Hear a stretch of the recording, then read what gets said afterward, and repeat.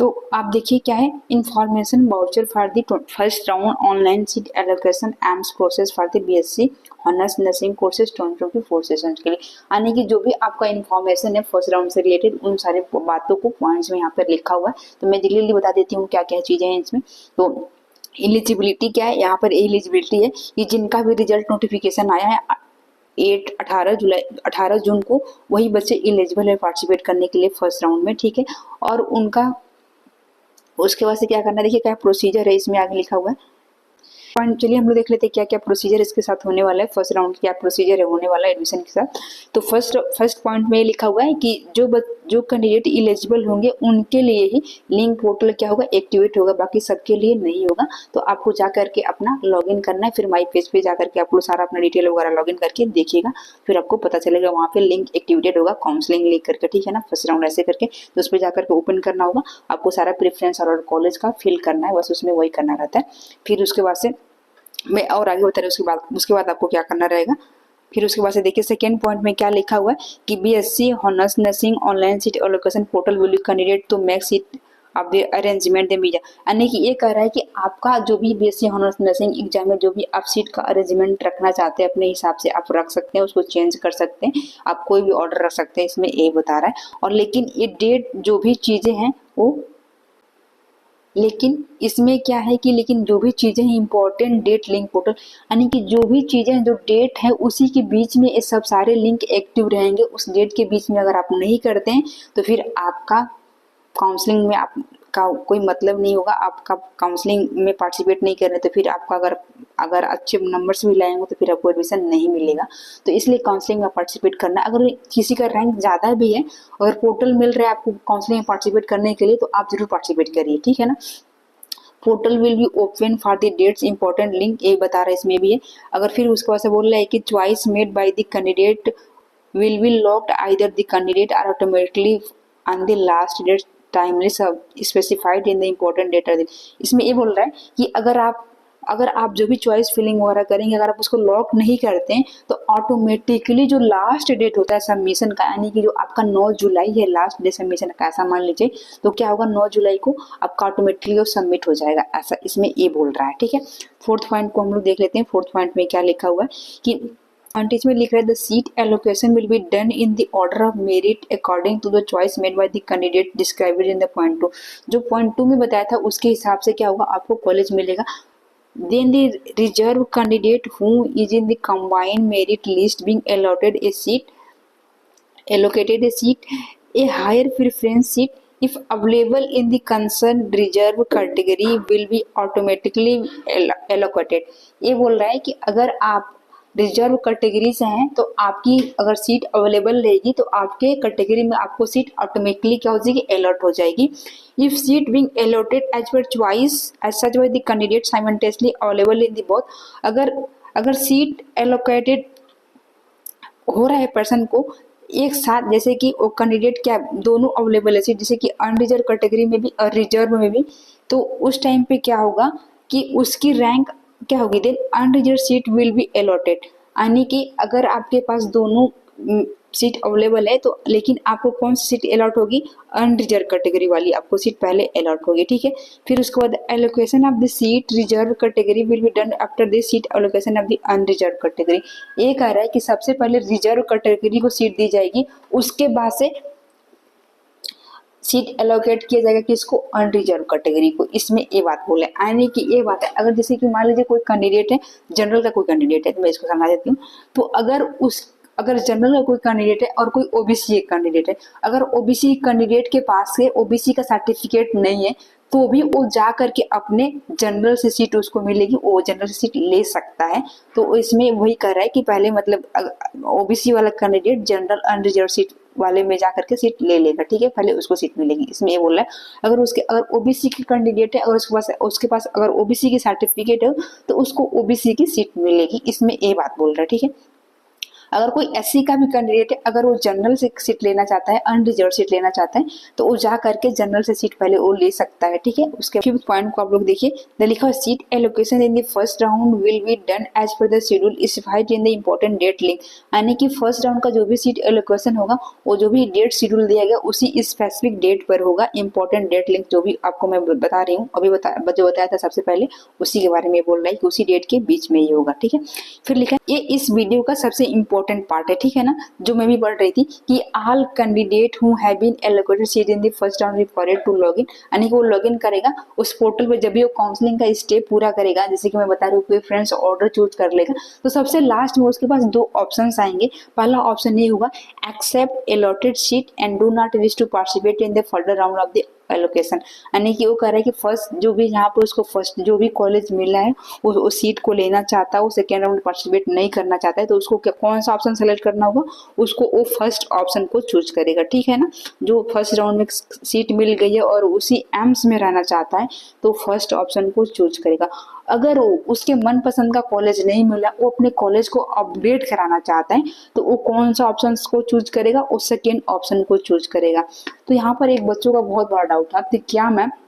अगर हमें first round में सीट मिल जाती है तो हम उसको देते नहीं है फर्स्ट राउंड में सीट को, तो क्या हम सेकेंड राउंड में हमें सीट मिलेगी? हाँ बच्चे, अगर आपको फर्स्ट राउंड में जो सीट है आपकी वो सीट आपको अगर वो सीट ऐसे ही रहेगी, आपको सेकेंड राउंड में सीट जरूर मिलेगी, क्योंकि आप सेकेंड राउंड तब हो रहा है कि आपकी रैंक से ज्यादा वाले बच्चे हैं उसके लिए हो रहा है ना, तो आपकी रैंक तो बहुत कम है तो आपको कोई ना कोई एम्स जरूर मिल जाएगा, ठीक है ना। तो आप सेकेंड राउंड में अगर आपको फर्स्ट राउंड में अगर आपके मनपसंद कॉलेज नहीं मिलता है तो आप सेकेंड राउंड में जरूर पार्टिसिपेट करें, आपको सीट जरूर मिलेगी, ठीक है ना। इसमें 100% श्योरिटी के साथ सीट मिल जाती है सेकेंड राउंड में, ठीक है। तो इस तरह का अपने मन में डाउट बना के ना रखे, ठीक है। यहाँ पर फिर एक और चीज लिखा हुआ, इसको पढ़ देते हैं ऑप्शन 2 को, ठीक है। Accept allotted seat and want to participate in second round of the seat allocation, ठीक है। अगर आप एक्सेप्ट कर लेते हैं सीट को, अगर आप सेकेंड राउंड में पार्टिसिपेट करना चाहते हैं तो फिर ऑप्शन 2 को सिलेक्ट करना है। मैंने बताते if you choose option 2 participate in next round you are allotted another seat as per the choice in the next round, ठीक है ना। अगर आप नेक्स्ट राउंड में दूसरा क्या होगा आपको कॉलेज मिलेगा, then you will be have to join seat allocated during next round and vacate the previous allocated seat। मतलब कि ये कह रहा है कि आप जब सेकेंड राउंड में पार्टिसिपेट करेंगे तो जो भी आपको सीट मिलेगी आपको क्या करना होगा, उसको लेना होगा, और जो भी आपकी सीट है वो क्या होगी, खाली हो जाएगी, इसमें ये कह रहा है, ठीक है। दी वैकेंट सीट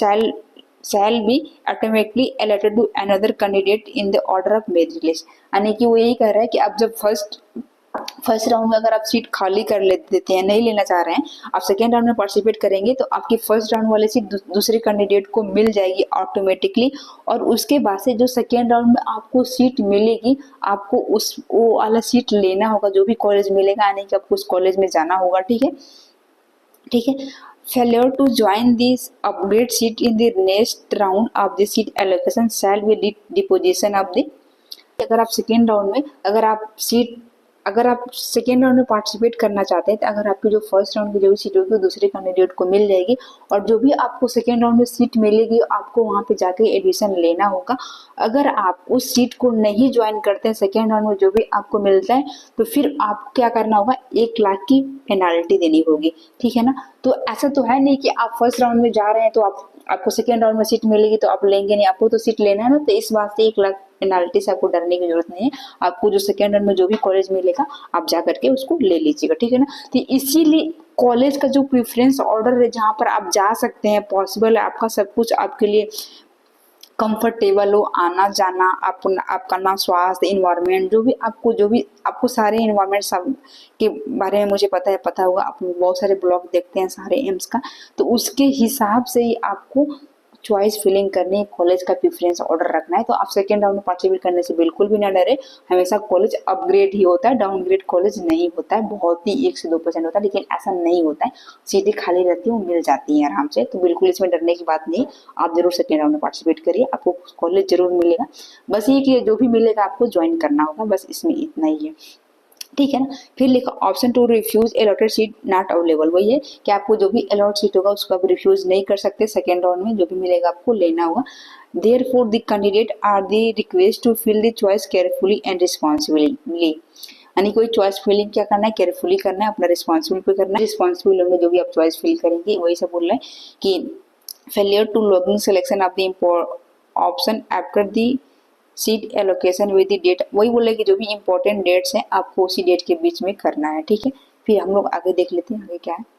7 पॉइंट है, इसमें क्या है कि आपको इंपॉर्टेंट डॉक्यूमेंट्स के लिए बता रहा है कि वही जो भी है, जो भी इंपॉर्टेंट डेट का जो लिंक है उसी डेट में स्पेसिफिक टाइम डेट के बीच में ही करना है, मैंने आपको ऑलरेडी बता दिया, ठीक है। तो आपको वही जो भी सारा डॉक्यूमेंट, एडमिट कार्ड होना चाहिए, रजिस्ट्रेशन स्लिप होना चाहिए, ऑफर लेटर होना चाहिए, सीट एलोकेशन लेटर होना चाहिए, certificate of the total passing का जो भी आपका सर्टिफिकेट होना चाहिए वो होना चाहिए। अगर आपने जहाँ से भी बोर्ड एग्जाम दिया था जिसमें डेट ऑफ बर्थ रहता है, यानी कि 10th पासिंग सर्टिफिकेट होना चाहिए। ये सब सारी चीज़ें आपको लेकर जानी है, ठीक है। उसके बाद से क्लास 12 का माइग्रेशन सर्टिफिकेट होना चाहिए। उसके बाद से candidate should be bring the certificate if applicable, अगर आपको आप इसको अगर एप्लीकेबल है आपके लिए, अगर आप SC/ST कैटेगरी से तो आपको SC/ST कैटेगरी का सर्टिफिकेट लेकर के जाना। अगर OBC EWS के तो जो भी ओरिजिनल सर्टिफिकेट आपने बनवाया था या फिर आपने अपलोड किया होगा तो फिर आपको ओरिजिनल सर्टिफिकेट दोनों कैंडिडेट्स को लेकर के जाना है, दोनों कैटेगरी कैंडिडेट को, ठीक है। तो आप लोग समझ रहे होंगे इस बात को, तो आपको इन सब सारी बातों का ध्यान रखना है, बिल्कुल गलती नहीं करना है। 8 में ये लिखा हुआ है कि जो भी आपका है फर्स्ट राउंड में जो भी आपका वैलिड प्रूफ अगर आपके पास नहीं है, अगर कोई क्लेम हो जाता है आपके, अगर आपका सर्टिफिकेट सही नहीं है, अगर आपका एडमिशन में कोई प्रॉब्लम होता है, इसलिए आपको ओरिजिनल सर्टिफिकेट्स होना चाहिए। देखिए लिखा deposition of original certificate in demand draft, ठीक है ना। तो अगर आपके साथ अगर कोई भी प्रॉब्लम हो जाता है, अगर आपकी सर्टिफिकेट वगैरह सही नहीं है तो फिर आपको 1 लाख का DD बनवा के देना होगा, ठीक है ना। अगर आपके सर्टिफिकेट अगर आपने नकली लगाया, बहुत सारे ऐसे केसेस होते हैं, तो इसलिए आपका जो भी सारी चीज़ें बहुत सही होनी चाहिए, ठीक है। Certificate direct climb for the first round nullify, वही आपका फर्स्ट राउंड का जो भी कैंसिल राउंड क्या वो क्या होगा, आपका कैंसिल हो जाएगा, यानी कि आपका एडमिशन क्या होगा, कैंसिल हो जाएगा, ठीक है। पहले पॉइंट्स में ही है कि आपका जो भी फर्स्ट राउंड में जो भी कॉलेज मिलेगा आपकी जो भी आप डॉक्यूमेंट सबमिट करेंगे वो वैलिड प्रूफ होना चाहिए उस डॉक्यूमेंट्स का। अगर आप क्लेम कर रहे हैं रिजर्व कैटेगरी से तो आपका जो भी